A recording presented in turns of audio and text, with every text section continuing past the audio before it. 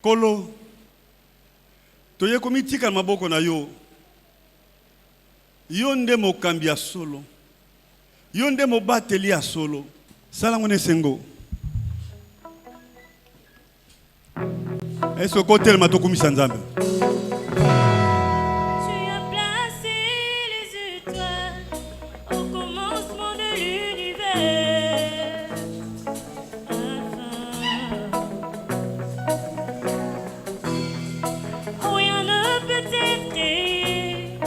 Si tu n'as pas encore parlé, Alpha, avant qu'Abraham ne fût tué, Alpha, mon Seigneur, tu sais comment commencer à faire naître en moi de louange.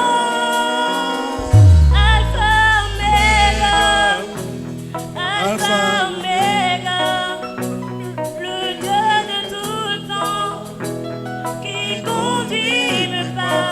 Alpha, Omega, Alpha, Omega.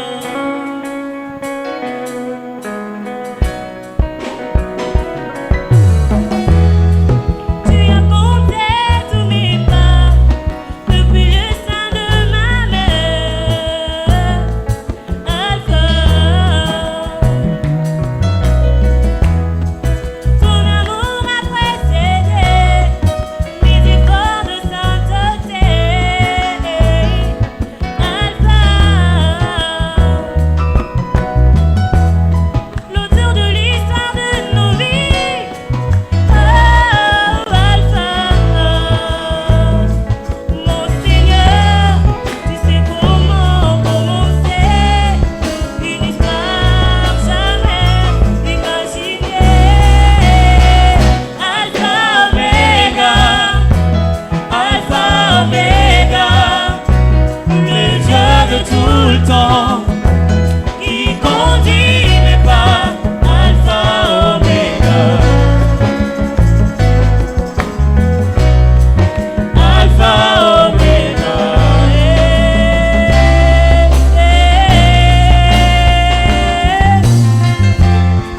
Toi qui n'as pas encore parlé, je me fous du monde des hommes. J'attends Omega. Souvent les voleurs viennent au premier et les sauveurs au dernier. Il s'appelle Omega. Toi qui as la vie dans mon corps et que tu n'en as pas décidé, je n'ai pas peur, car aucun homme n'a le gros nom. Il décide la fin de mon parcours. Même quand ma chair me lâcherait, mon espoir s'enirait. J'attendrai Oméga, je courrai jusqu'au bout de mon parcours, jusqu'à la lune, pour atteindre Oméga. C'est mon dernier lieu, il se lève pour moi, mon rédempteur, que me défend. Alpha, Oméga, le Dieu de tout le temps, qui conduit mes pas. Alpha, Oméga, Alpha, Oméga.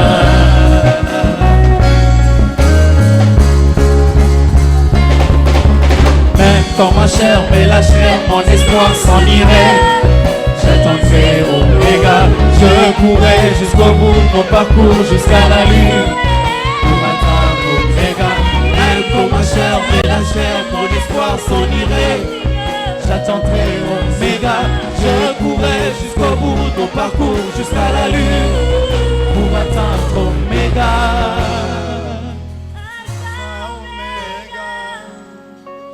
Alpha,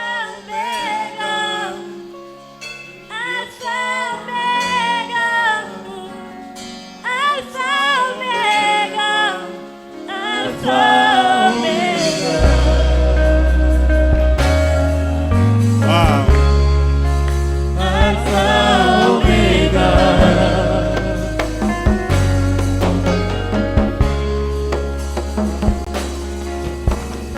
Amen.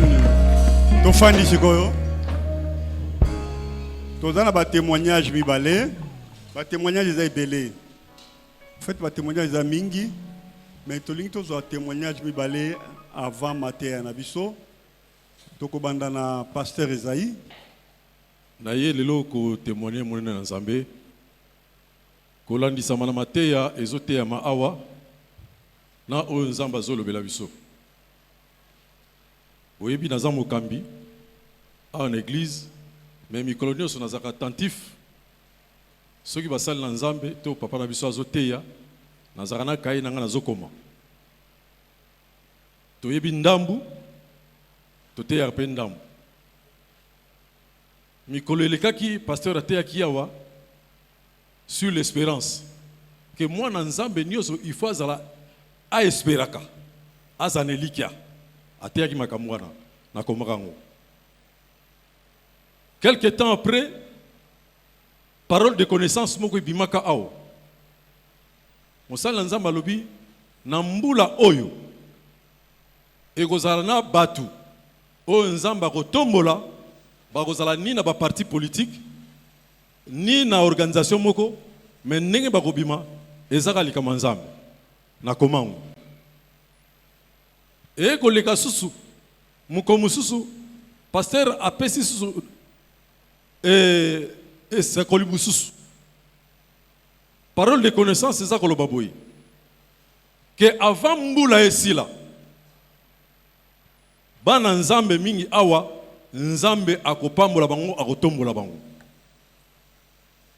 le basali na Nzambe bautaka libanda baye koteya biso Nzambe atiaka pe message mo ezaki na ndeko na biso moko ayaki oteya dernièrement ya Nigeria atei abi tosala ba sacrifice po papa alobaki tolingi tosomba parcelle kuna na vis-à-vis na mateya ne alobi boyi ke ezana bana Nzambe mususu mbula oyo bakobenga bango na ba téléphone na bato kutu bango ba yebite.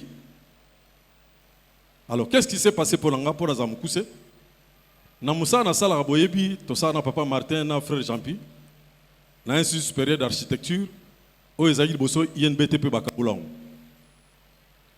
kuna na grade nanga ki directeur mais nazalaki pe président syndicat musala ko défendre batu défendre institution o yabiso. Alors comité de gestion na biso ezalaki wana ndenge baso memela makambu ya mabe makasi nga chaque fois nazo kende ko solna bango pour na certain bozo gérer bien te bobongisa mais bazo gâté. Alors et comme il na suka na yebisi bango alors tozo koma na mois novembre il faut pesa batu mbongo ba yebisi nga mbongo ezati to pesa mbongo te mbongo ezati. Or nga na architecture kuna na faculté donc na section na yebi ndenge batu bazo futa parce que naza secrétaire administratif na ke to sololi bandimité après ba benga bo to ya bosola lokola mbongo ezati to pesa bino ka mwa mbongo mukie po somba loso na suka mbula nga habité to makamone ezati soki mbongo ezati moi ezati na yesi bango bon lokola balobi ke mbongo ezati nazo organiser assemblée générale boye ba banda lelo bolongwe nga na longoli bino.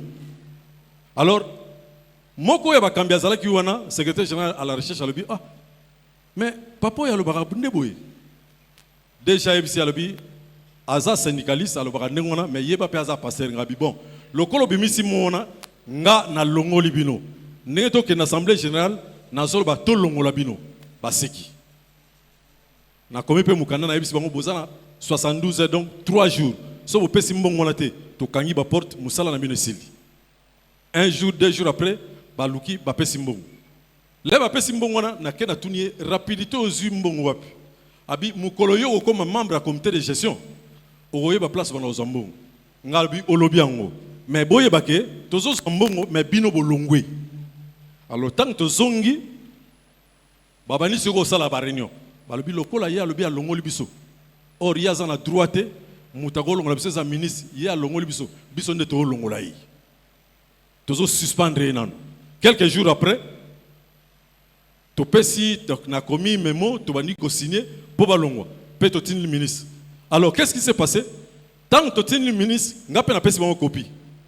Quelques jours après ba sali réunion na butu na ngo ba réunion na wana déjà ngana ke na moyi pona ke no pesa suba lettre musu na moni ndenge basangani mais na zo ba te réunion ba sala nini na butu na ngo conseiller juridique abenga lobi vieux au moni réunion to banako sala eza po ba suspendre ba luba ba luka ko longola mais to mona te to sala ngo neni parce que yoza syndicat oza syndicaliste ngabi basi ba longwe pe ba ko longwa quelques jours na vandika na butu vers 23h pona ko koksa makambo yo e bimaki ya en église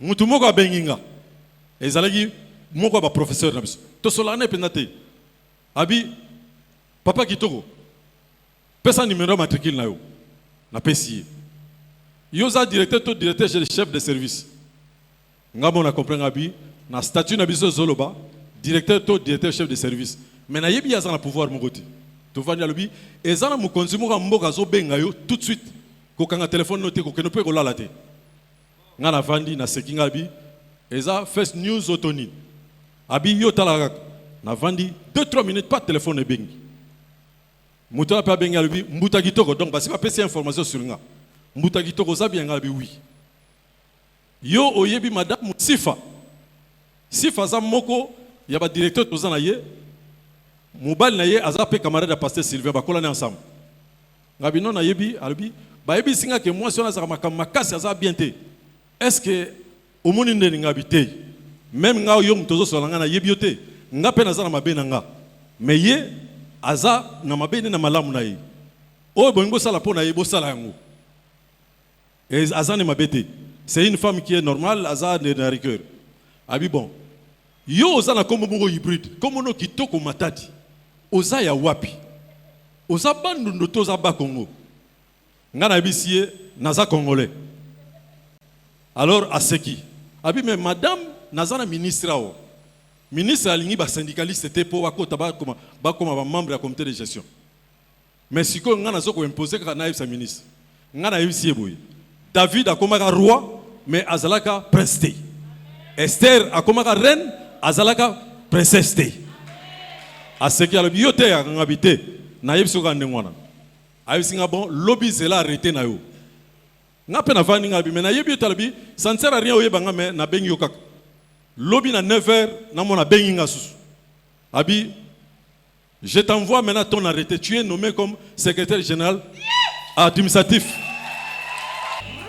donc na mona ki honnête blague lena fungoli téléphone na moni pe arrêté ngo na komo mona siko ba pele bani go kota batu babani go benga de part et d'autre o ya institut na biso donc ezali kamba solo ndenge kaka na lobaki ke bolongwe ndenge bateki biso dimanche que il faut que la peine ba parole de foi na longola ki bango pe ba longoli bango tout biso to remplacer bango za ba pambola bien témoignage ya mibale to benga pasteur Arlette bongo nazo témoigner pour na ngai te mais pour na mobile na nga sadi pour na biso a été mais naval naye nazo témoigner ça fait 6 mois déjà ye azali avocat mais babenga ke ou plus de 6 mois numéro esona ki babengi ye na ministre ya agriculture batu babenga ke akutana na ministre et akutani na ministre ya agriculture na temps wana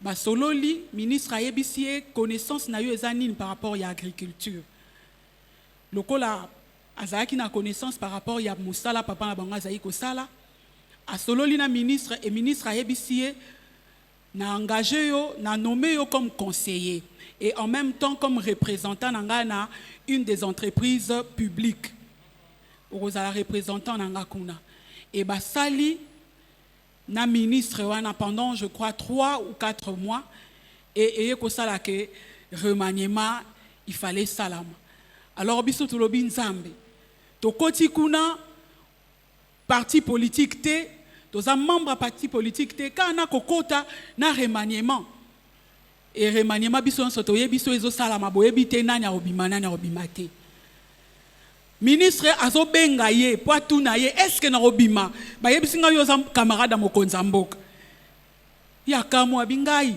obima et ko sala ke na remaniement ministre batinzi ye na portefeuille mususu alobi na ye ozali sous conseiller te lokolo ebisa nga na robima maintenant ozo travailler nanga lokola directeur donc directeur adjoint ya cabinet nanga et c'est ce qui est fait.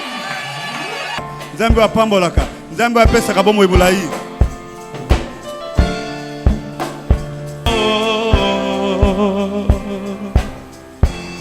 Je veux marcher comme tu as marché. Je veux aimer comme tu as aimé. Sur la route malgré les coups. Tu n'as pas répondu aux injures. Alors qu'on crachait sur ta figure.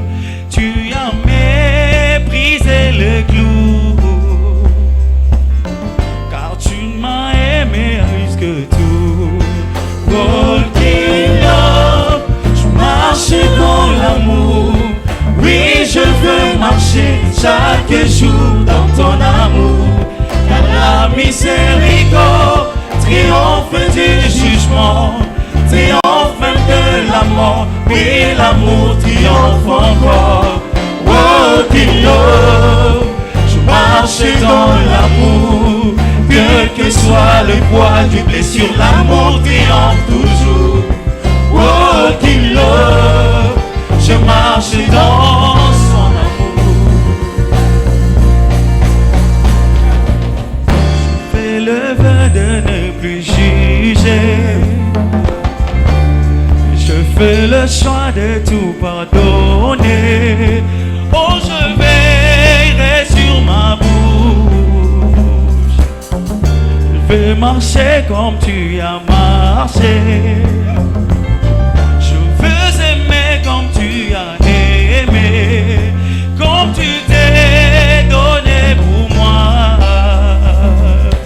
Comme tu m'as aimé à la croix.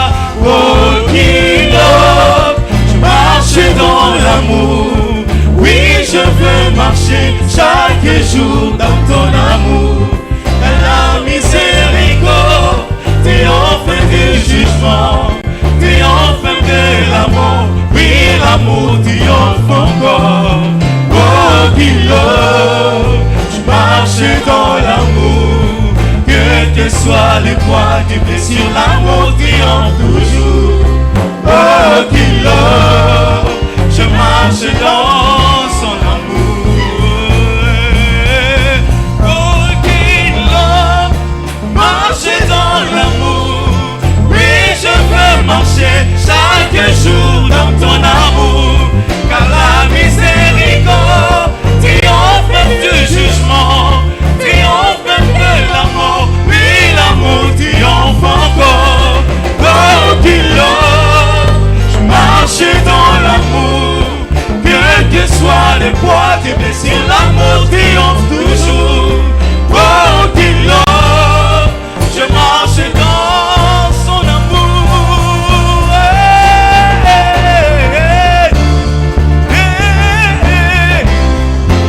Je fais le choix de ne plus juger. Alléluia. Je marche dans son amour.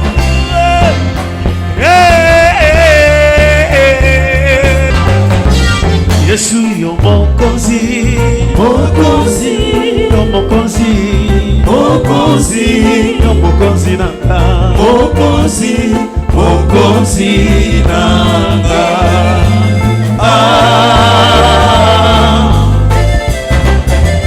Yesu yo mokonzi, mokonzi, yo mokonzi, mokonzi, mokonzi nanga, mokonzi, mokonzi.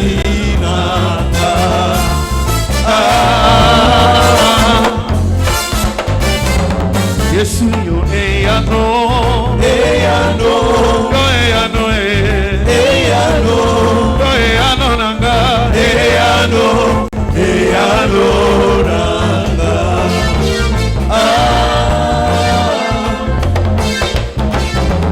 Yesu yo solution, solution, yo solution nanga, solution, yo solution nanga, solution, solution nanga.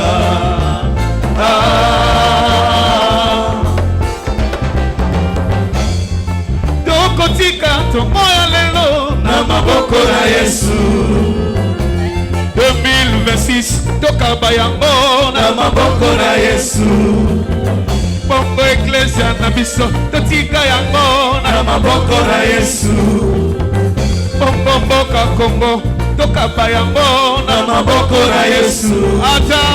Ata biloko matitalo na kobanga tebo Yesu azali mosungi. Ata biloko matitalo na kobanga tebo Yesu azali mosungi. Yesu yo mosungi.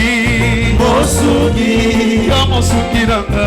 Mosungi, yo mosungi nanga. Mosungi, mosungi nanga.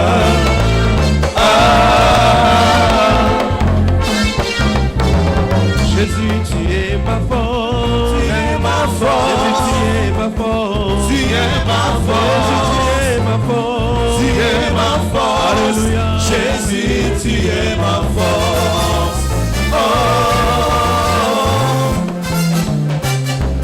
Jésus, tu es ma joie.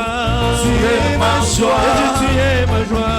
Tu es ma joie. Tu es ma joie.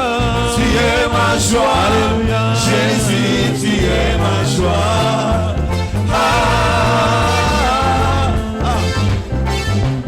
Jésus, tu es ma paix. Tu es ma paix. Tu es ma paix. Tu es ma paix. Tu es ma paix. Tu es ma paix. Alléluia. Jésus, tu es ma paix.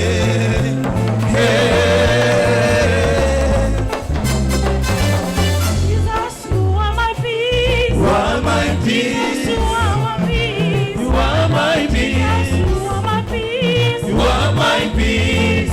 Oh Jesus, you are my peace. Jesus, you are my life. You are my life. You are my life. You are my life. You are my life. You are my life. Oh Jesus, you are my life. Jesus, you are my joy. You are my joy. You are my joy. You are my Jesus, you joy. are my joy. You are my joy. Oh Jesus, you are my joy. Oh, célébrez, célébrez, Jesus, célébrez, célébrez, Jesus, célébrez. Comment nous célébrer? Célébrez, Jesus, célébrez, Jesus, célébrez, célébrez, Jesus, célébrez. He's risen, he's risen, and believe forevermore. He's risen, he's risen. Come on, celebrate. Come on, celebrate the resurrection.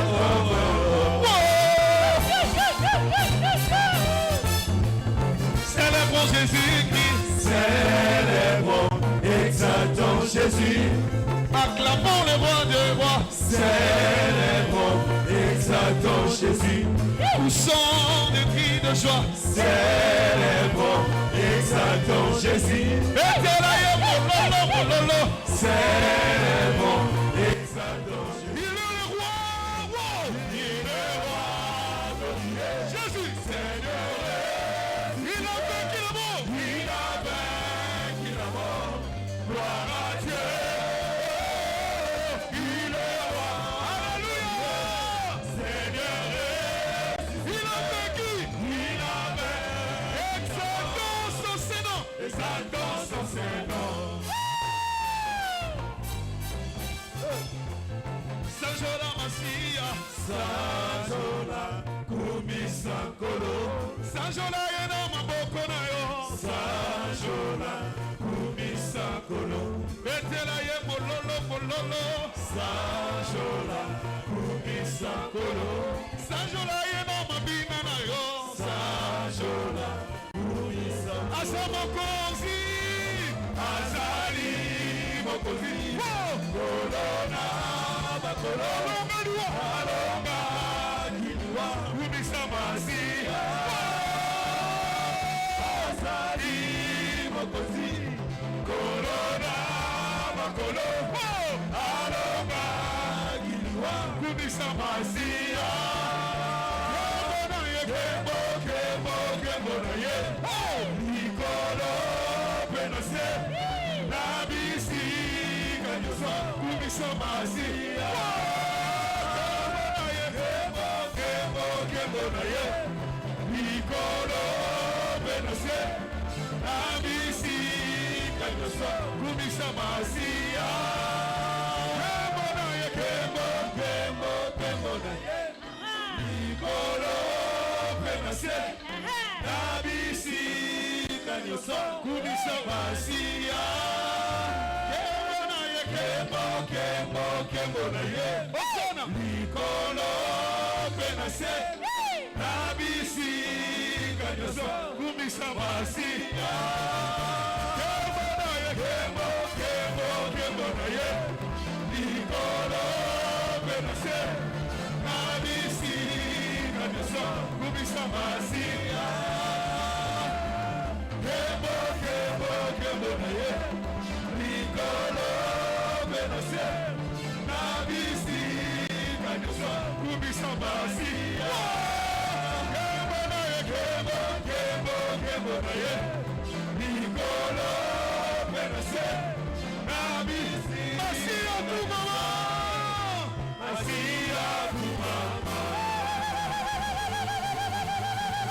Nzambe akelaki mutu na demande ya mutu te. Amen. Nzambe akelaki mutu na demande ya mutu te. Moto akomaki te alobi Nzambe kela ngai. Eza pe ndenge oza wana babotaki yo osalaka demande te. Eza ndenge oza wana oza kopema osalaka demande te opema. Osalaki pe demande te ozala na michopo ozala na makolo to ozala na miso osala demande na yango te. Tu n'as rien demandé pour être ce que tu es. Amen.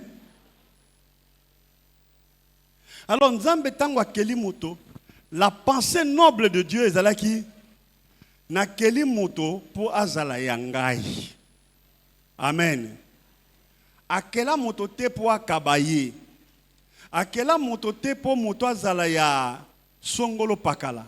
Mais akela moto pour azala ya ye. Hallelujah. Eza ndenge moko osombi elamba na yo ezali osombi yango po na yo. Amen. Mais Nzambe asomba te me asalaki yango. Asali e moto po azala ya ye. Mais curieusement, moto a comprena bien te. Et dans des fois, on a ceux qui ont comprendre malamu te mission na yo, okozala ka libaku na se amoy oyo. Pona yo moko, pe pona batu ebele. Quand tu ne vas pas te comprendre, tu seras une pierre d'achoppement contre toi-même et contre les autres. Tant Nzambe akeli moto, et Nzambe atikaka moto tante azalaki ko ya l'air nyonso. Amen. Po azaya ye. Nzambe azana ba ange na ye, azape na moto na ye. To bato na ye asalaka. Amen. Azali na ba ange ya ye, azape na bato ya ye. Donc azana temps na ba ange, azape na temps na bato. Yango azako ya kotalaka Adam, azako sololaka na Adam. Makambo bazali ko solola bakoma yango te. Amen. Là, la Bible est muette sur la causerie de l'homme avec Dieu avant sa chute. Mais bazalaki ko solola. Azako tuna moto makambo ebele. Moto tango azako talisa makambo ayebite Nzambe azolakisa ye. Nzambe azolakisa ye. Jusqu'au jour où moto sans poser la question andimi koyoka ekelamo andimi koyoka nyoka. Amen. et moto asumuki. Wana toyebi yango. Le péché est entré. Lisumu ezanini. Tolanda. Lisumu ezali rupture ya relation. Lisumu ezali rupture ya relation. Lisumu ezali kobuka pont. Yo zala na ngambo na yo, nga na ngambo na ngai. Yangwana babengi lisumu. Hallelujah. Lisumu ezali kende na ngambo na yo, nga na ngambo na ngai. Alors, tangu bokomona na makomi na Biblia, bakomi ko benga mbala mususu lisumu kola iniquité. Iniquité au fait ebimi kotalisa ke moto azali justeté. Amen. Or, le mot juste est un mot beaucoup plus il y a droit que y a théologie. Juste, to justice, et l'ingi koloba droit. Amen. Donc, nzambe lokola za juste azali droit. Yango mona balbaka nzambe azape juge. Donc, le premier juriste, c'est Dieu. Amen. Nzambe azali juste.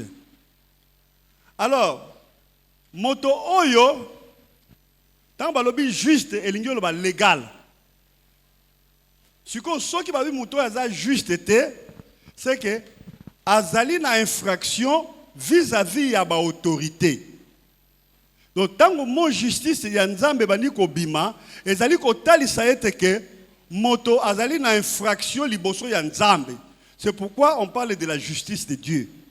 Amen. Et nzambe lokola moto azana infraction, infraction nyon surtout ezana conséquence na yango. Alléluia. Soko yibi faut batia na boloko. Soko bundi bakotia na boloko. Alors chaque infraction ezana mibeko na yango o ezali prévu. Nzambe a bombelaka moto te ba infraction, ba conséquence ya infraction. Alobi infraction oyo ya kozanga botosi ya lisumu, infraction na conséquence nango ezali liwa. Yango na nzambe alobi le salaire de péché c'est la mort. Amen. Alors tangu Adam aliaki mbuma akufaki le même jour te asalaki lisusu bambula ebele sans ki akufa. Soko tangi Biblia parce que Adam akufaki alembuma babengani na jardin d'Eden et pas yakei baboti ba umeli pe bana na bango pe babali. Donc ozo risquer au kanisali ayaki okufa quand. OK. Mais vu que plusieurs théologiens balobake un jour de Dieu est à 1000 ans, c'est vrai. Donc Adam a coxé 1000 ans, pas akufa qui na âge à 930 ans. Mais liwaya liboso, donc Adam est mort 2 fois. Liwaya liboso et Adam ezali séparation dans Nzambe. Donc la mort ce n'est pas seulement la destruction de la chair. La mort aussi c'est la séparation entre la chair, entre l'homme et Dieu. Donc moto azan Nzambe te azamo kufi. Yangwana Jésus azoloba laissez les morts enterrer leurs morts. Moto azan Nzambe te azamo kufi. Okoki ko salela Nzambe mais soki Nzambe aza kati na ote ozamo kufi. Amen. Yangwana esengeli linga ozala vivant. Alors moto akomaki mokufi sans que le corps ne soit détruit, mais il était déjà mort parce qu'il y avait séparation. Conséquence au Nzambe alobaki yangwana. Alors bato batikali ndenge wana Nzambe. Or moto tango azalaki na bomoko na Nzambe. Tango azalaki condamné te. Azali kovanda na jardin d'Eden. Banyoka bazalaki bazo soyete. Ba lion bazalaki bazo soya bazo lia yete. Ba léopard bazalaki bazo kolia yete. Nyama nyonso tout féroce bazali kolia yete. Bazako respecter. Moto alataki eloko moko te oyo ezalaki kopekisa nyama aliaye. Moto nyama zali ko bange loko moko kati na moto. La relation et la gloire de Dieu que l'homme portait. Amen. Gloire ya Nzambe ezingaki moto. Parce que asolola na Nzambe mikolo nyonso tu. Lisumu ezalaki te. Yango wana alataki gloire ya Nzambe. Lionso ka moni azomona créateur. Nzoka nde Nzambe aza ko couvrir moto. Yango tango moto asumukaki gloire wana longwe moto. Mimi moni ke azane lambate. C'est la gloire de Dieu qui était partie. Yango tomona bato ebele azo sale la Nzambe, mais gloire ya Nzambe zate, il est sans habit. Amen. Ça va? Alors, gloire ya Nzambe kei, moto akomi vulnérable, akomi eloko yo, bakoki ko tuta, bakoki ko sakana, bakoki ko lia, moto akomi eloko pamba, moto akomi mokufi. Et Nzambe na mawana ye, na sima ya tango, aye ko yebisa moto, basa la arche, basa la tabernacle, basa la esika Nzambe abanda ko zalaka na kati ya bato, na katikati ya bato. Présence ya Nzambe na katikati ya bato erandaka peuple wana invincible. Elingelo banini? Peuple wana bazali ko longa yete po azalaki na makasi mingi po na présence ya Nzambe na katikati na bango. Amen. Alors, Nzambe na bolingo na ye azozala katikati na bango. Bakomi bato makasi, bakomi balongi. Mais Nzambe alobi ke ekoki te. Na zongisa moto na état initial. Na couvraka moto. Mais moto atikali bolumbu. Moto asali infraction. Sikana kosa nini? Nzambe na kati ya mayele na ye, na kati ya makanisi na ye, asepeli akota siko na kati ya moto. Amen. Talatina Jésus ayaki. La mission de Jésus, yango tozobengango evangelium, la bonne nouvelle. Bonne nouvelle eza nini? Yesu akoti kati na moto avandi. Nzambe azalaki ko rendre bayuda invincible. Nzambe oya kondanaki Adam. Nzambe wana aye ko fanda siko wapi na kati ya moto. C'est ça la bonne nouvelle. Amen. Alors tango afandi kati na moto, moto azali susu ndenge azalaki te. Akomi na makambo ya Nzambe kati na ye. Eza ndenge moko soki microbe ya malaria efandi kati na yo, ba symptôme ya malaria ekosala nini? Ekobima, fièvre ekobima, maux de tête ekobima, makambo ekobima. Eza ndenge moko Nzambe tanga afandi kati na yo, makambo ya Nzambe bana kobima, bosembo ekobima, prière ekobima, parler à langue ekobima, vision ekobima, prophétie ekobima, makambo ya Nzambe ekobima kati na yo, à cause ya présence ya Nzambe na kati na bomoina yo. Amen. Alors, ce qui te ko kumisa Yesu, parce que aye ko restaurer moto. Aye ko restaurer moto. Wana ezalaki ebandeli ya Matthieu na biso. Matthieu na biso ya lelo ezali toko solo la sur la préexistence, la présence et la préscience de Jésus-Christ. Si ma toria ko l'anatomie spirituelle de Jésus-Christ. Je vous embrouille? Amen. La préexistence, la préscience. Amen. La préexistence, la présence et la préscience de Jésus-Christ. Simatobaxi, anatomie spirituelle de Jésus-Christ. Nabandi. Préexistence c'est anini. Amen. Préexistence ezali ke likambo oyo ezali avant ezala. Est-ce que tout cela? Bon, je vais illustrer ça par un exemple terre à terre. Bon, moni ndako tozali, ndako o na biso, nana yaki liboso. Amen. Est-ce que tu dois comprendre? Ndako totongi, na biso, banani bazaki liboso. Biso. Donc, biso to existait avant ndako oyo et ezala.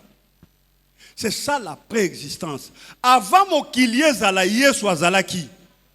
Amen. Alors, Batu na Biblia ya bozwa Biblia.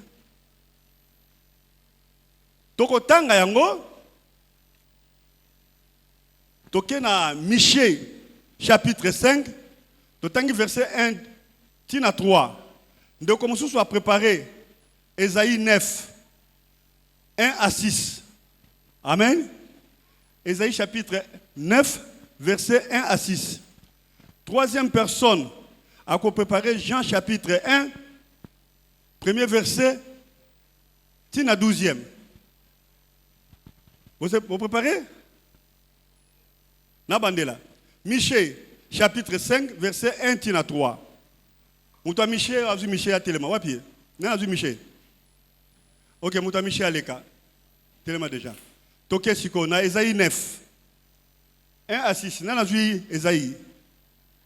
Téléma. Françoise, lève-toi. Tolobaki, Jean chapitre 1. 1 à 12. Les cas. Tobandi, na Michée 5, 1 à 3, Tolanda. Ici, nous parlons de la préexistence. Donc, Awa, Nzamba Zotali Sabiso, Yesu azalaka déjà. Amen. Avant Mokilie Zala, Yesu azalaka. C'est là où ça pose un problème sérieux. Nabande Konabiso Yabi Yamba Mususu. Tant que Yesu azana Lola, tant que Yazalaka, ba azalaki kuna na antageki. Tant que Yazalaka, Marie azalaka, Joseph azalaka. Amen. Joseph na Marie, baza ba boti oye aye ko trouver awana se. Si mazongi na ye pa ye azalaka. Et c'est toujours comprendre. Donc azalaka avant Mokilie Zala. Alors totangi Michée chapitre 5 verset 1 à 3, on pourra continuer tina 4 mais to banana to sukana na 3. Michée 5 verset 1 à 3. Je lis au nom de Jésus. Et toi, Bethléem Ephrata, petite entre le milieu de Juda. Yo Bethléem Ephrata, ozamboka muke na kati ya mboka ba Yuda. De toi sortira pour moi celui qui dominera sur Israël. Na kati na yo nde moto akokamba Israël akobima. Moto wana akokamba Israël mobimba akokamba mokili akobima na kati na yo. Na Bethléem. Totemina noana parce que Bethléem eza mboka moko ya muke. Bakoyi ko tiango kate. Continuons.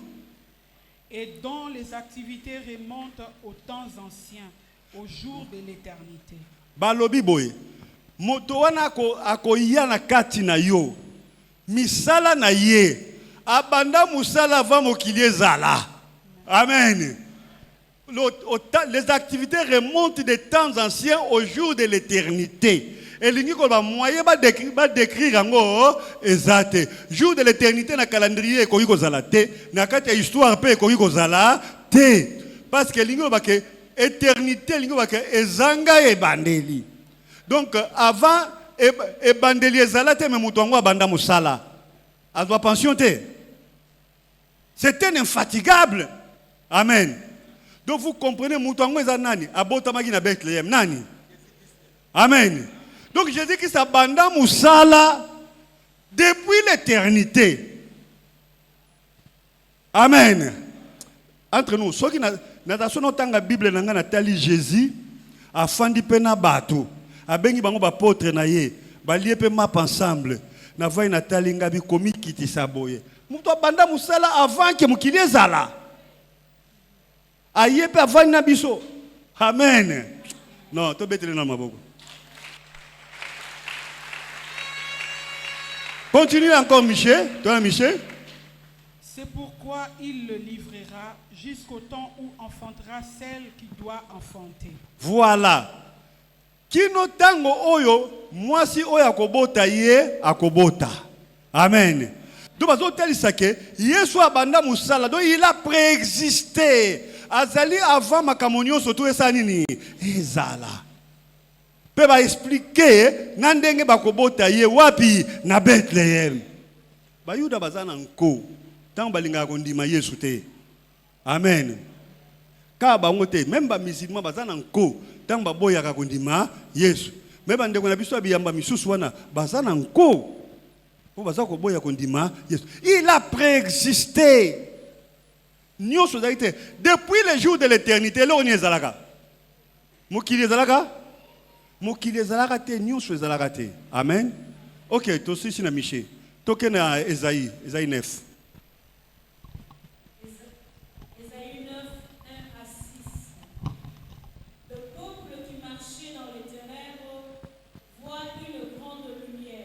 Bato bazali kotambola na molili bamoni mwinda epeli. Sur ceux qui habitaient les pays de l'ombre de la mort, une lumière resplendit. Ba o bazali kofanda na mboka na kufa bamoni pole ebimi. Tu rends le peuple nombreux, tu lui accordes de grandes joies. Aza kopesa sengo mwinda wana aza kopesa sengo pe aza kokomisa bato ebele.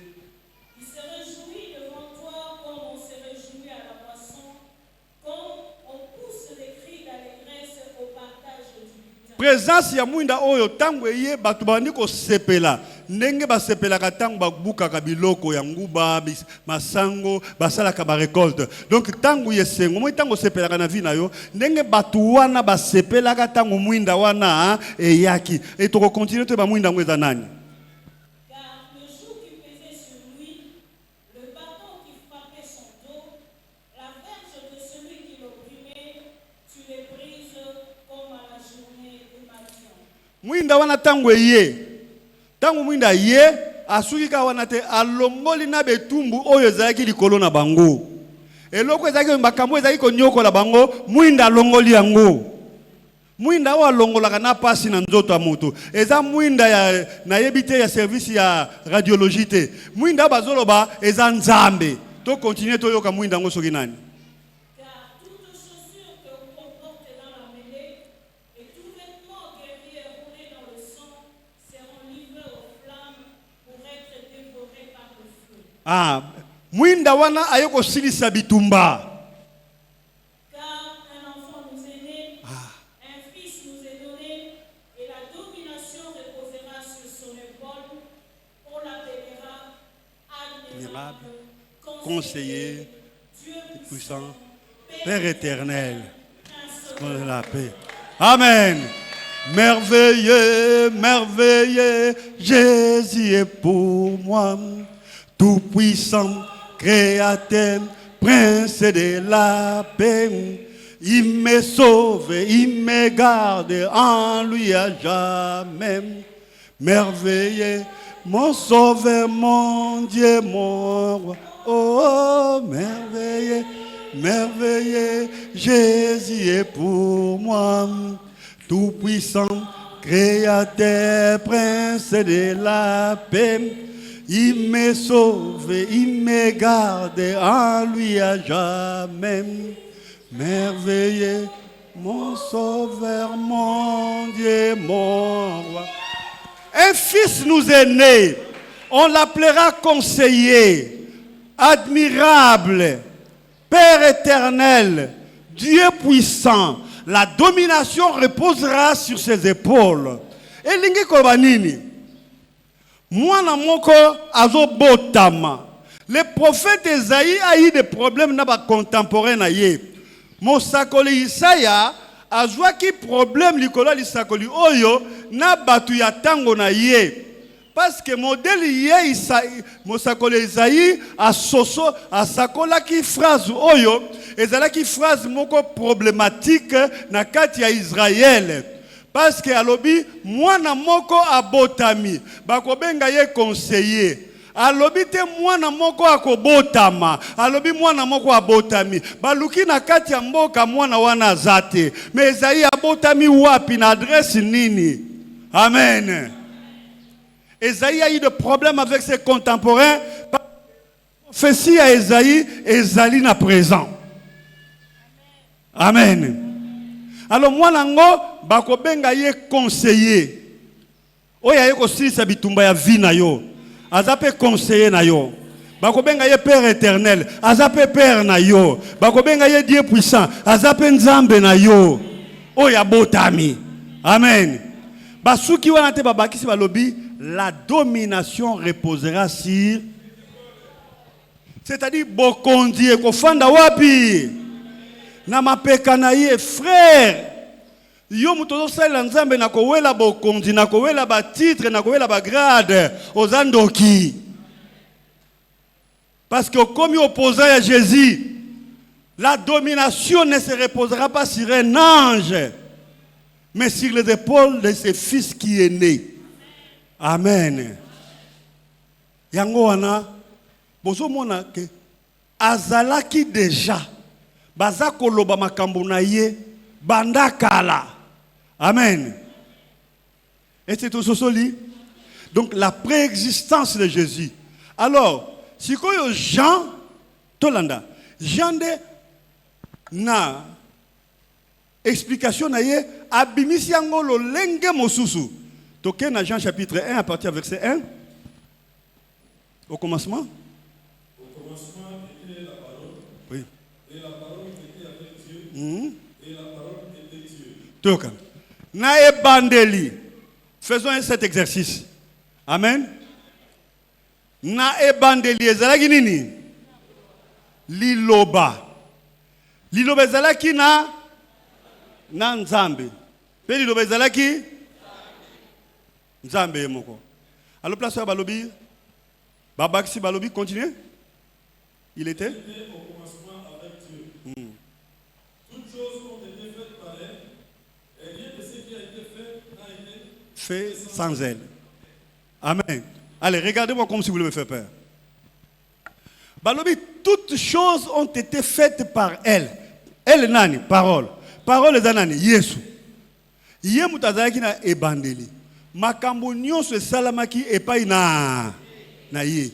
C'est-à-dire, eloko moko ezalaki koexister ezate. Ye mutazalaki koexister. Amen. Na banzete, na biebale, na bambisi, na batu, bawiti wapi, na kati na ye. Ye mutu asali bango. Amen. Ngate mna Bible, nga nata ko expliquer kaka. Amen.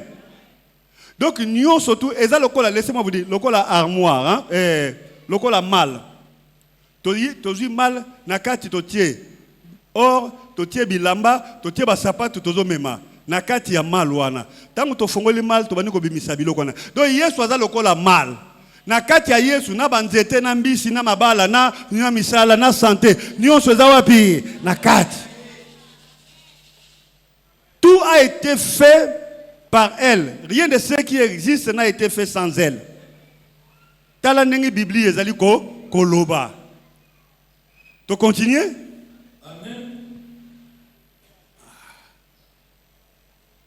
Amen. Anel était là, était la vie. Était la vie. La vie était la lumière des hommes. Tu témoignes. Nakati na ye bomoi ezalaki. Amen. En elle était la vie. Et la vie était. Na tolanda malam. Na Esaïe 9 balobi bato bazali na mboka molili. Bamonaki nini? Bamonaki mwinda. Na Jean 1 balobi nini? Na kati na ye nini ezalaki? Lumière. Amen. Soki Yesu aza kati na yo okotambola bon tabate. Soki Yesu aza kati na yo okotambola na lumière. Lumière ezali nini? Ezako sosola. Amen. Soki Yesu aza kati na yo obanda ko sosola. Obanda ko discerner. Lumière ezali te onde tozomona mwinda oepeli. Donc si Jésus est avec toi, la première des choses, tu auras un esprit critique, tu auras le discernement, tu auras l'entendement spirituel. En elle était la vie, et la vie était la lumière des hommes. Donc, batouana babandaki ko exister, bazalaki batouana Yesu tangu Yesu aye, batu bazako vivre na moi oyo, mais bazangaki bososoli, bazangaki mayele, bazangaki bonzambe. Tangu Yesu aye na lumière. Donc c'est-à-dire amemi bososoli. Et belé na batu bazako salela nzambe sans bososoli. Yango zo mona bazako tia ba trouble, ba titre, ba nini. Bazako sala ba infraction ebelé vis-à-vis de Dieu. Tu continues. La lumière vit dans les ténèbres et les ténèbres n'ont point reçu. Yango bato yo baboya ka bososoli baza batu baza na kati ya ténèbres. Puis un homme envoyé de Dieu, son nom était Jean. Et dans la motomoko, motinda mikomo na ye Yohane. Il vient pour servir les témoins, pour rendre le témoignage à la lumière, afin que tout voit par lui. Boyoka. Amen. Yohane wana nde Jean-Baptiste. Batindi ye aya ko rendre témoignage ya lumière. Lumière oyo aza ko mema vie wana ezali Yesu Kristo. Alors bolanda, Jean-Baptiste azali l'unique prophète oyo azala dans l'Ancien Testament na Nouveau Testament. Il est le prophète charnière de la Bible. Amen. L'unique prophète a travaillé dans l'Ancien Testament, l'unique prophète a travaillé dans le Nouveau Testament. C'est pourquoi Jésus a loba pour naye que na baïban so babota mais pas na basi oya kokani azalo kwa Jean-Baptiste azate parce que il y a sali dans l'Ancien Testament, a sali pe na Nouveau Testament. Est-ce que tu comprends? Continuez.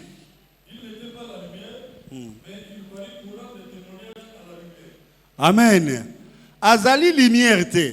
Mais il y a qui rendre témoignage ya lumière. Donc azali Yesu te. Il y a qui rendre témoignage ya Yesu. Il y a Jean-Baptiste même prophétie syrienne, ba prophétisa syrien. Ndenge ya ko rendre témoignage à Jésus. Balobi na Malachi. Na Malachi bazolo ba Jean-Baptiste. Amen. Yango bana na Nzambe Tala Yesu, il a préexisté. Donc, azala avant mokili ezala. Mokili wita kati na ye. Amen. Ok? Cette lumière était la véritable lumière qui, en venant dans le monde, éclaire tout homme. Donc, tangu Yesu aye, ako éclairer yo. Ako éclairer yo nini? Ako lakisa yo nzela ya sembo. Ako longola yo confusion. Ako longola yo désordre. Ako longola pe makambo mabe. Yangwa. Boyoki aye na mokili esalama ki pa na ye. Donc Yesu aza kolo mokili oyo. Est-ce que to sosoli? Amen. Alors si tu continues texte molai to koma babi que la loi est venue par Moïse, mais la grâce et la vérité sont venues par Jésus-Christ. Elingo banini Moïse ayaka na mibeko na ko expliquer bilongo prochainement et bosolo nangolu eye na maboko na nani eye pa na Yesu. Amen. Alors ba verset autorité kotanga tozotala la préexistence ya Yesu Masia. Donc azala avant mokili ezala. Ye muto asala mokili. Amen. Est-ce que sosoli? Yo nanda kona mukolo. Amen. Biso mikolo pa se biso totonga kyango. Amen. Biso totonga kyango. Donc elingi kolobake Yesu na mokili, Yesu mutaza mukolo. Mokili yango peza ye moko muta fabriquer kyango. Asala kyango. Amen. Donc Jésus a préexisté. Amen. Donc elingi kolobate moto nyonso foye bake soki biso toza ko sambela Yesu, Yesu abandana Noël te. Yesu abandana naissance te tango abotamaki pa na Marie te. Ce n'est pas ça le commencement de Jésus. Et mes enfants, vous devez comprendre. Jésus ne commence pas na Marie. Jésus commence avant Marie Azala. Jésus commence avant le prophète Bazala. Jésus commence avant Adam Azala. Jésus commence avant Mokili Azala. Jésus a commencé avant. Amen. Est-ce que tu es soli? Gloire à Dieu. Alors, tant que Jésus aïe ko sala nini? Tu as ba komi la Bible. Tu comment? Donc, au la Jean chapitre 3, verset, Jean chapitre 3, verset 16. Ok? Donc, Luc 10, 19. Donc, Jean 14, à partir du verset 13. Tina 16. Ok? Nabandeli. Jean 3, 16. Luc 10, 19, Jean 14, verset 13 à 16. Ok. Voyez Jean 3, 16. Allez, voyez Luc 10, 19. Aleka. Oui, Jean 16 et Jean 14, 13 à 16. Aleka. Jean 3, 16. Oui. Car Dieu a tant aimé le monde qu'il a donné son Fils unique, afin que quiconque croit en lui ne périsse point, mais qu'il ait la vie éternelle. Amen. Awa Jésus a lobi ba mission na ye moko ya ba missionnaire monene. Ndenge kaka Irénée akoma aza père apostolique alobaki ke Nzambe akomi moto po moto akoma Nzambe. Amen. Donc Yesu aye alobi ke Nzambe alingaki mokili mingi yango atindaki mwana na ye moko mwana na likinda po ete bako ndimela ye bazwa bomo ya seko. Amen. La vie éternelle existe. Amen. Ce qui vit éternelle ezate raison pe ya mokili oyo esate. Ce qui vit éternelle ezate biso na bantaba na bandunda tokokai na biso.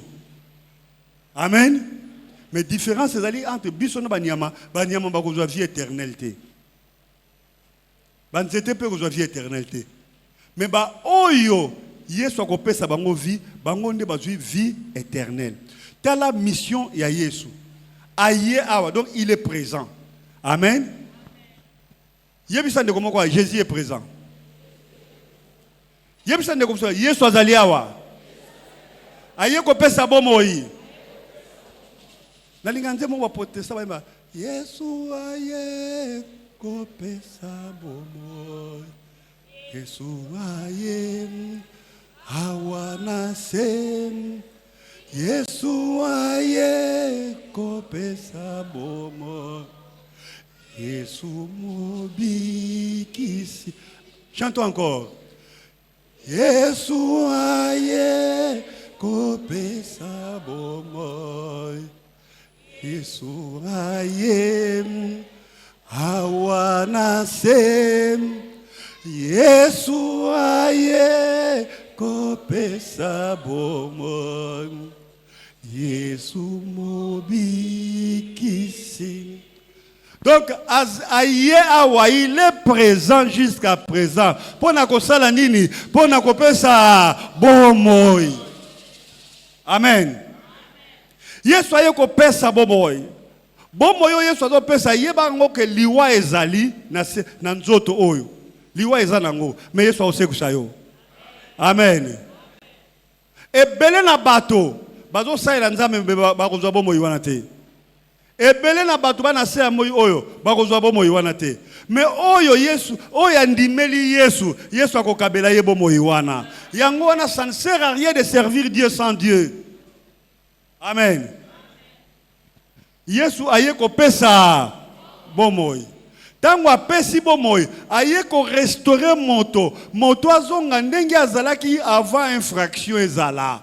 Avant moto asumuka na jardin d'Eden, aye ko restaurer, apesi yo bomoi ya seko, ale a restaurer yo, yango tokotanga na Luc 10:19. Tout monde a combien Yesu aye ko pesa biso nini pouvoir. Azongisi biso na pouvoir oyo Adam abungisa.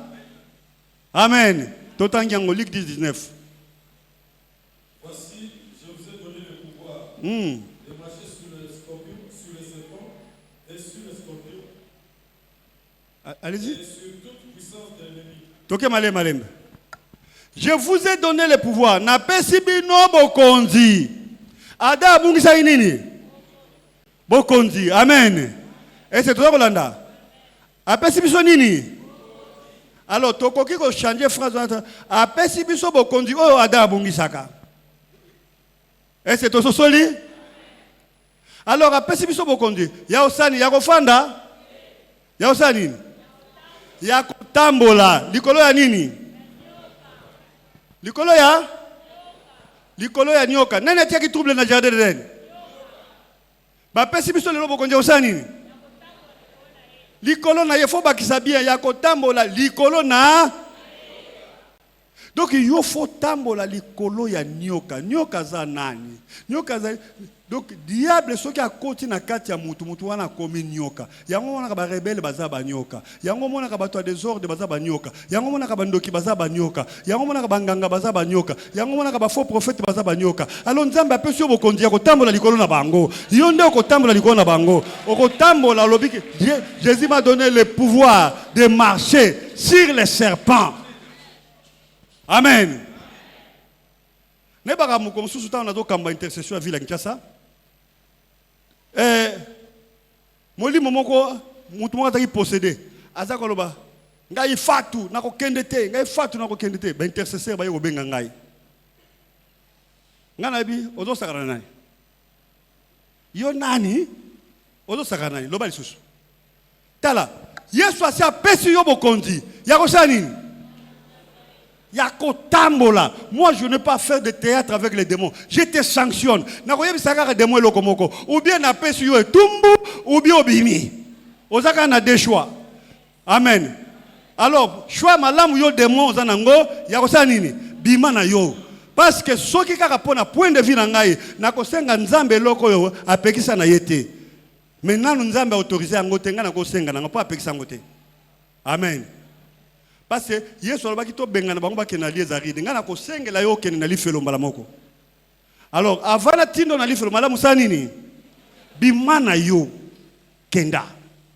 Donc Yesu apesi biso bokondi ya kotambola likolo ya nini nyoka na milimo nyoso ya pona nini kasi yo za moumbu pona nini kasi yo za satan zo sakana na yo siko bokondi na bapesa ki banani bani ama. Hallelujah. Bapesa banani? Yebisa voisin bapesa ki yo, yebisa ye.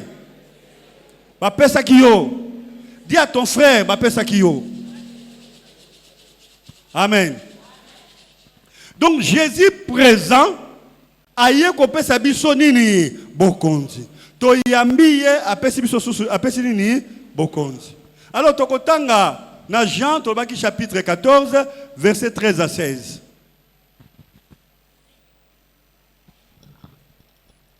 Jean 14, à partir du verset 13. Et tout ce que vous demanderez en mon nom, je le ferai, afin que le Père soit glorifié dans le Fils. Si vous demandez quelque chose en mon nom, je le ferai. Si vous m'aimez, gardez mes commandements.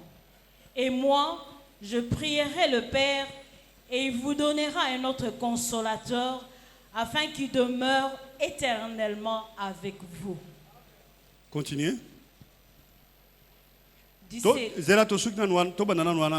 Afin qu'il demeure pendant 3 mois. Éternellement. Amen. Amen. Afin qu'il demeure pendant 3 ans. Non. Combien de temps alors? Éternellement. Azala libela. Donc Jésus est présent pour toujours. Amen. Donc nalina yebisa que Yesu azali présent chaque jour. Aza présent na yo mikolo nyonso. To continuer. L'esprit de vérité que le monde ne peut recevoir parce qu'il ne le voit point et ne le connaît point. Mais vous le connaissez car il demeure avec vous et il sera en vous. Je ne vous laisserai pas orphelins. Voilà. Continuez pour la soirée. Je viendrai avec vous. Je viendrai à vous. Verset 19. Encore un peu de temps et le monde ne me verra plus. Nakoti kabino orphelin na osani. To suki awana. Yango tango yo yozolela. Ozolela Yesu aza présent.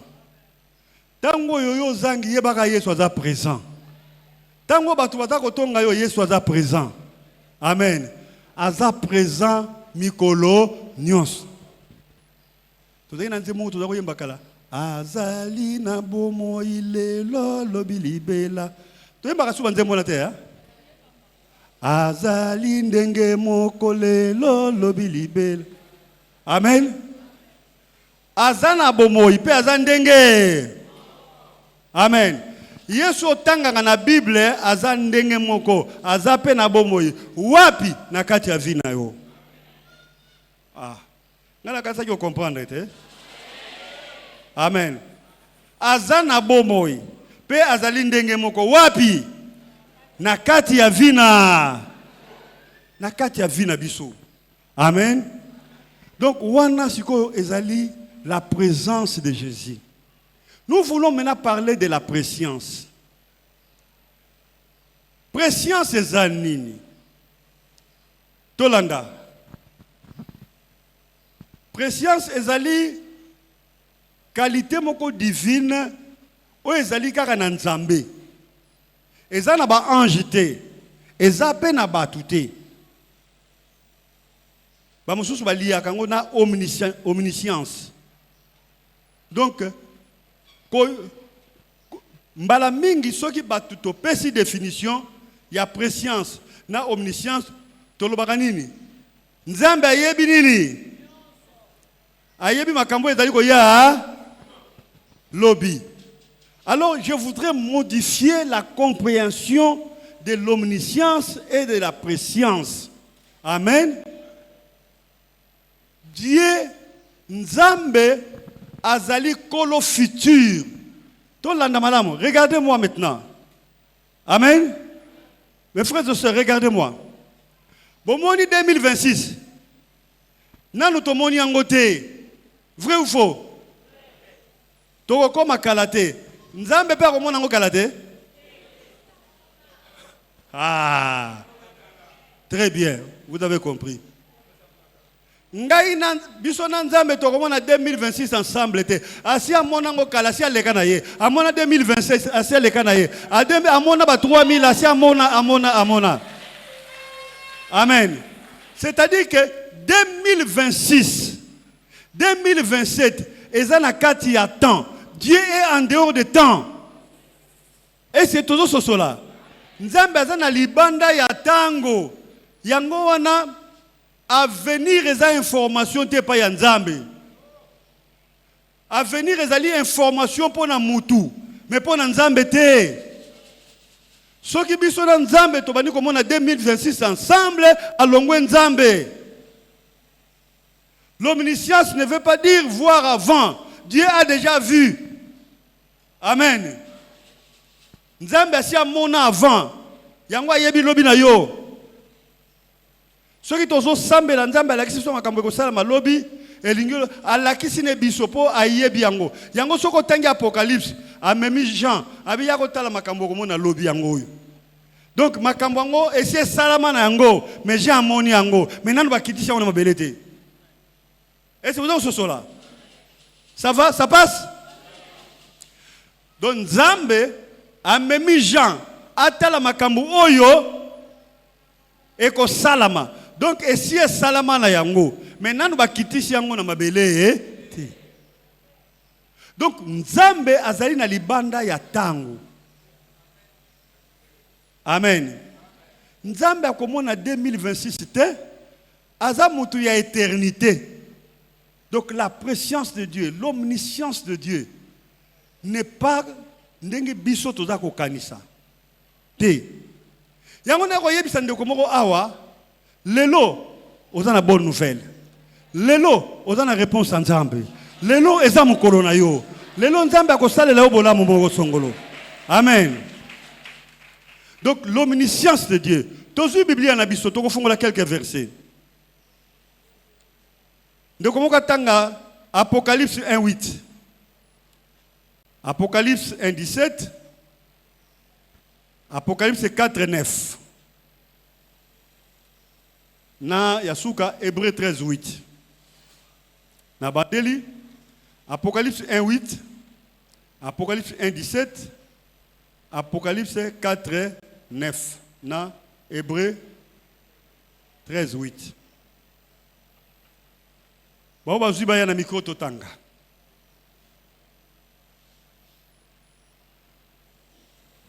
Ouais, je vais aller caliboso potokota na anatomie. Le retour na anatomie. Apocalypse 1:8. Oui. Je suis l'alpha et l'oméga, dit le Seigneur Dieu, celui qui est, qui était et qui vient, le Tout-Puissant. Amen. Awa Yesu azako pesa identité na ye azalaki azali Père osanini. Akozalaka na ye kaka. Aza kotalisa boyebi na ye. Préscience na ye. Donc azani na futur. Nanu to komi na futur te mais Yesu aza déjà na futur. Donc bozo mona ke Yesu to zana yawa aza pe déjà na futur. Amen. Le to mokonini. Mais jeudi le 25. Yesu asi aleka le 26. Asi aleka le 27. Azane déjà kuna. Amen. Donc toko kenena Yesu kuna te toko kutana na Yesu. Donc todo sosola asi akoma na ye. Alors toko tanga elandi Apocalypse 1 17. Quand je le vis, je tombais à ses pieds comme mort. Il posa sur moi sa main droite en disant, ne crains point, je suis le premier et le dernier. Amen. Nazali e bandeli. Ha. Hallelujah. Landa. Nazali e bandeli. Pe nazali moto ya. Je suis alpha, pe omega. Alpha na omega ezali alphabet grec. Elingo bakara ke A à Z. Amen. Yango ba bengango le premier na le dernier. C'est-à-dire quoi? Le dernier mot ya vie na pas nani. Et pas docteur, hein? Et pas chef du quartier? Et pas avocat? Et pas juge? Moto moko na sa moi oyo aza na dernier mot ya vie na yo azate. Est-ce que vous allez comprendre? Soko ozali na Yesu na kati na yo, moto moko aza na dernier mot na vie na yo azate. Soko ozali na Yesu, tout peut basculer. Ba musuku tu baza na Yesu te, les choses basculent, changent. Na ko pese exemple. Juge na tribunal, ton magistrat na parquet, a kati mobeko, alobi oza condamné pour 10 ans. Po na ye asuki si makambo. Boyete? Vi na yo esuki. Mandela bakatela ki etumbu te. Akoma ki nani? Akoma nani? Président ya nani? Ya juge wana pe. Elingi oloba nini? Moto akoki kotia alobi c'est fini pour toi. Mais nzambe te muta alobi. Nzambe pe akokomisa ye mokonzi na yo. Okomi mokonzi na ye. Est-ce que nous sommes cela? Yango na kobanga te na makambo bato baza koloba na yo. Kobanga te na makambo bato baza kobangisa yo. Parce que dernier mot ya vie na yo ezali epai na nzambe. Joseph batia ye na boloko. Potifar atinda ye na boloko. Akomaka nani? Premier ministre. Akomaki mokonzi ya Potifar to akomaki te. Donc dernier mot ya vie na yo eza batu te, eza docteur te, ezali juge te, ezali avocat te, ezali famille te, ezali nzambe ye moko. Amen. Est-ce que tout ça kolanda? Liloba ya suka ezali totangi lisusu Apocalypse 4:9. Apocalypse 4:9. Quand les êtres vivants rendent gloire et honneur et action de grâce à celui qui est assis sur le trône, à celui qui vit au siècle de siècles. Balobi azako vivre quand? Bapesi date. Moi ba déterminer date te temps et maloba ya bato et koki ko expliquer en côté. Donc Yesu azali na préscience azali libela na libela au siècle des siècles zanzambe. Est-ce que tu soli? Tu soli? Yango na lingi na yebisa ndeko moko totangi Hébreux 13:8. Hébreux 13:8. Jésus-Christ est le même hier, aujourd'hui et éternellement. Est-ce que tu peux mettre l'ensemble maboko? Amen. Est-ce que balobi bakondi ya mangomba nyoso baza les mêmes hier, aujourd'hui, éternellement? Sauf qui? Jésus-Christ. Donc nzambe oyo do sambela azali libela na libela nzambe. Amen. Yango na difficulté na biso, j'ai expliqué aux gens nandako difficulté na biso ezanini. Toni tokota na anatomie spirituelle de Jésus-Christ. Mais difficulté na biso ya liboso ezanini. Parce que biso tolingi to mona na bomoto makambo ya nzambe. Yango bozo mona même Gabriel tango ayaki koyebisa Zacharie okobota mwana ezali normal. Zacharie a qui problème ko comprendre bi ngai nzoto esi elembi moi si asi elembi to komi bampaka to kobota ndenge ni makambo Zacharie aloba eza faute te ezali ya solo mais ezali vérité te mais ezali boyebi ya bomoto botakolanda parce que Zacharie regardait les tableaux humains les tableaux terrestres ange ayebisiye alobi je suis Gabriel, je me tiens devant Dieu. C'est-à-dire ange alobi ngai pe nazana emoneli mo susu. Na ina yebisa yo emoneli ya nzambe po na yo ezandenge mo susu. Tango bato azomona c'est fini, okoki kobonga te, oko avancer te, c'est fini, déclassé, trop tard. Pour nzambe emoni selina eza bongo te. Pour nzambe emoni selina ye ezali ke oza mutu munene, opambwami, yo kokende liboso, okosala makambo minene. Nzambe a sa façon de voir des choses. Emoni selina nzambe ekeseni na ya bato.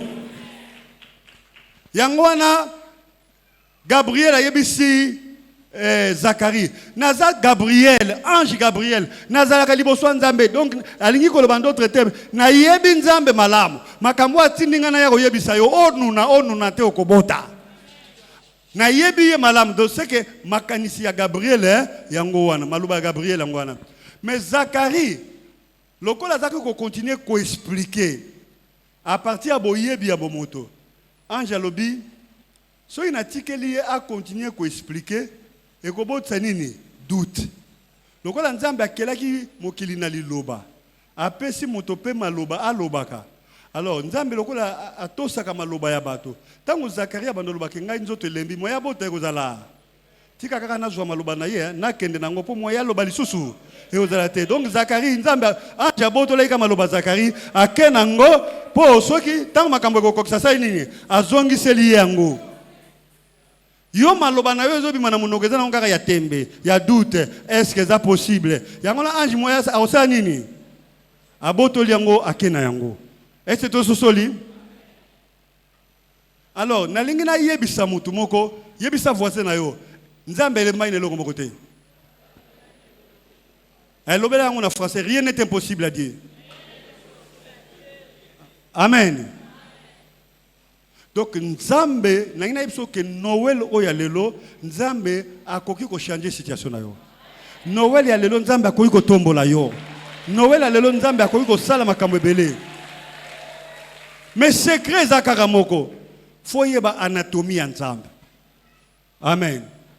Anatomie ya nzambe ba combien on a Bible na Jean chapitre 15. Amen.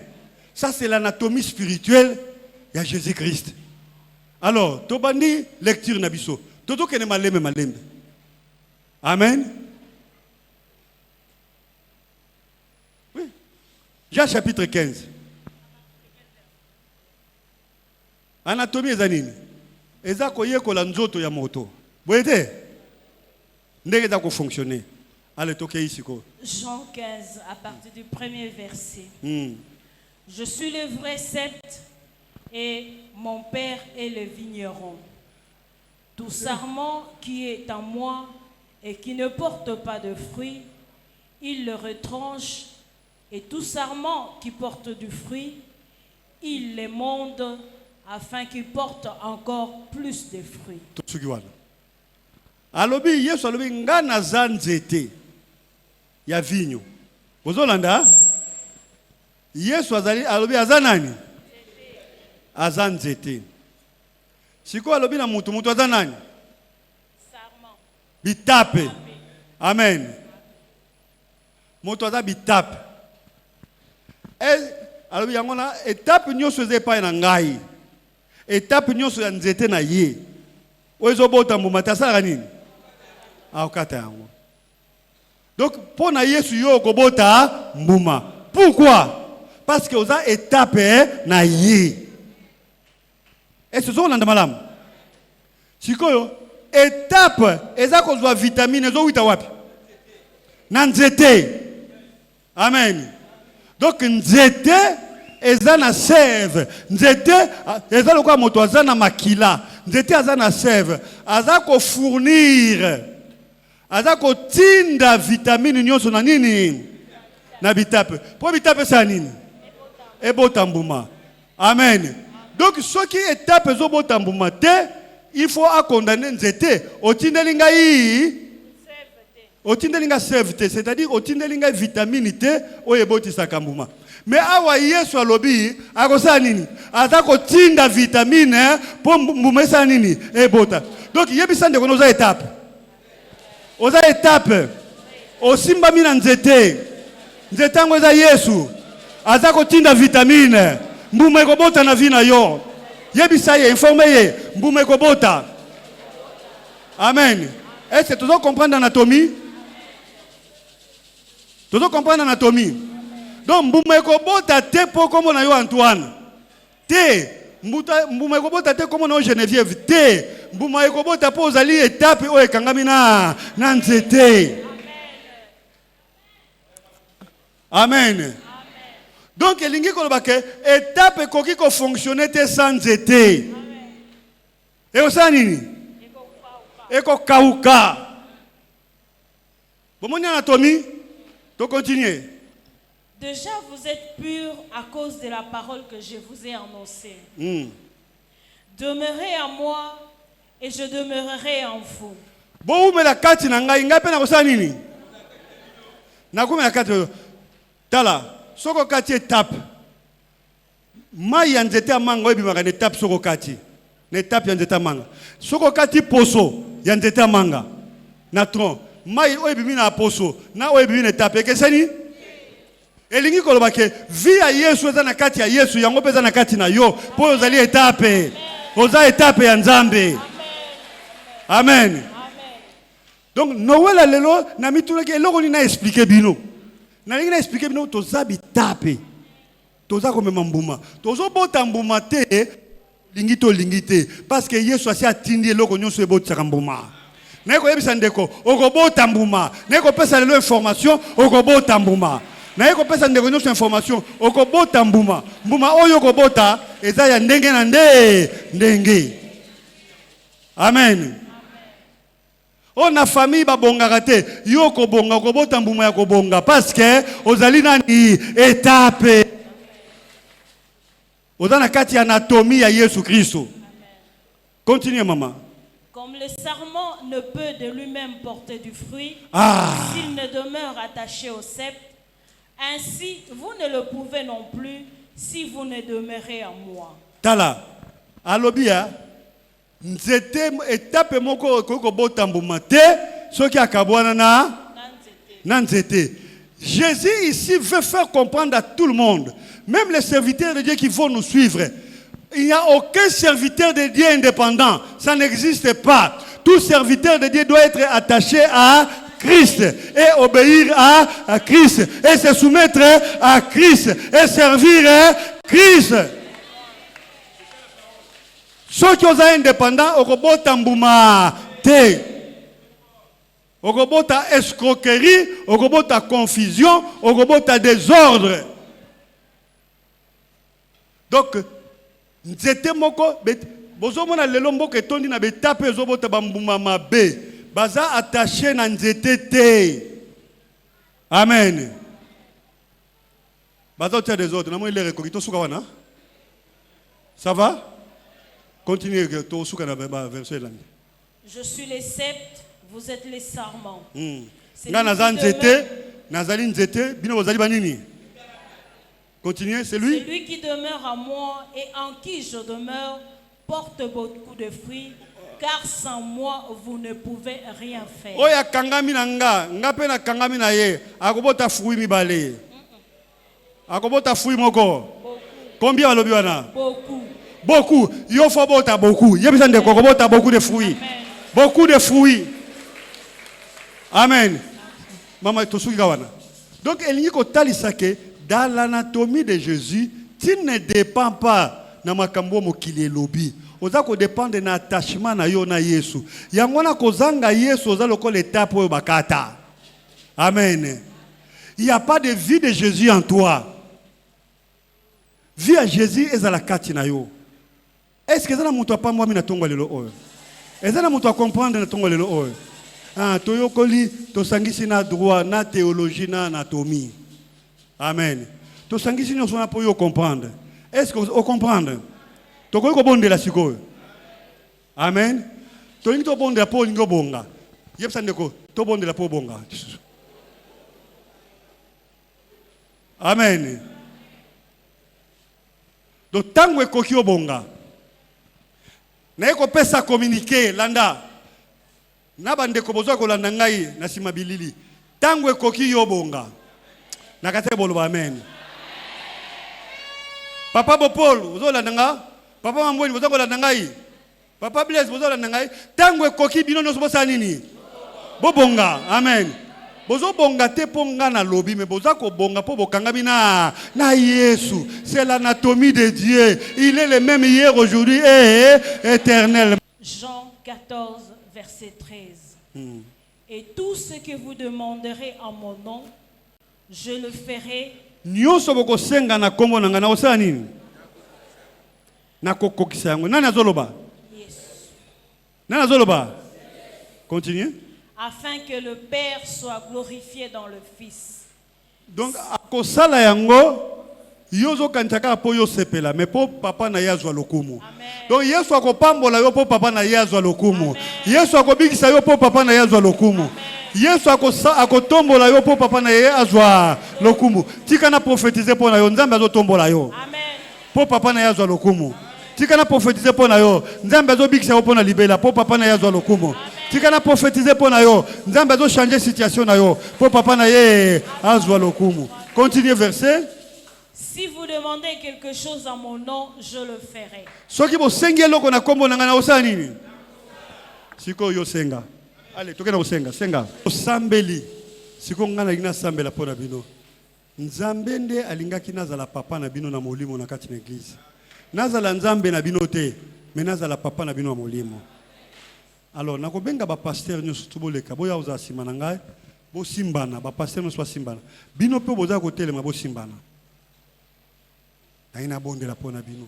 Un jour s'est levé, Dieu nous a visité, voici les temps nouveaux, chantant gloire à l'agneau, nous recevons de Christ ce qu'il avait promis, le Saint-Esprit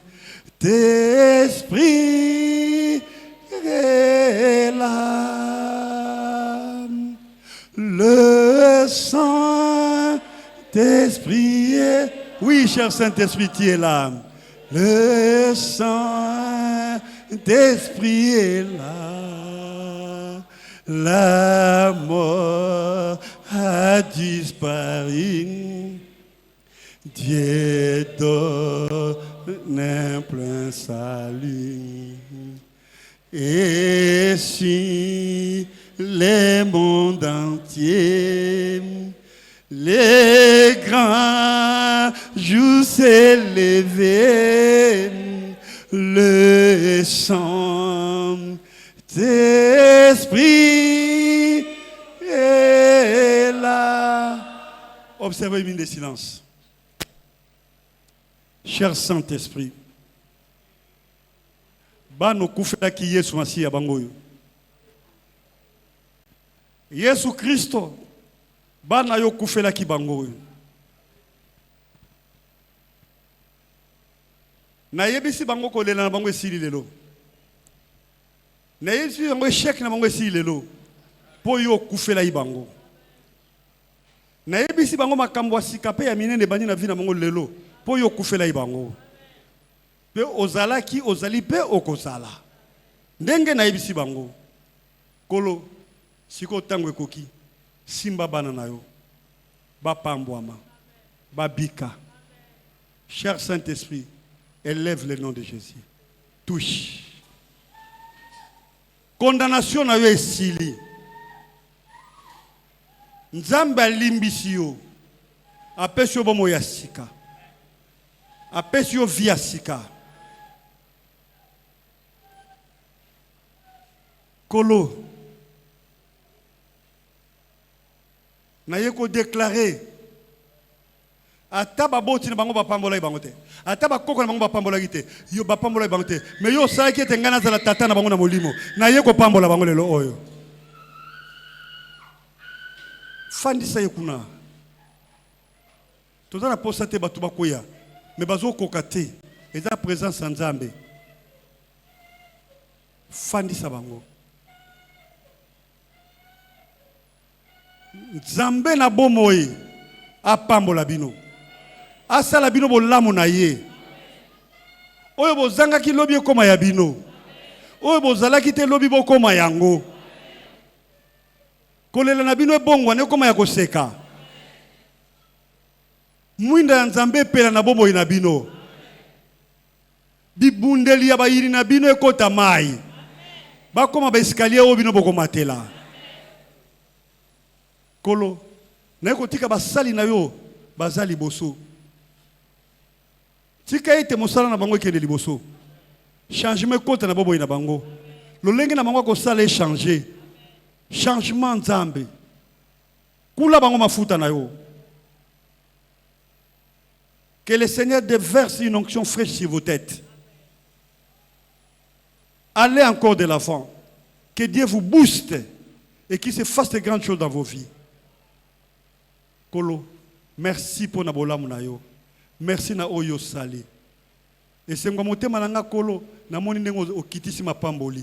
Na moni mbula mapamboli, na moni mbula ba guérison, na moni mbula ya kimia, na moni mbula ya makambo ebele. Tika ete Nzambe apambola bino nyonso tu na kombo na Yesu Kristo. Amen.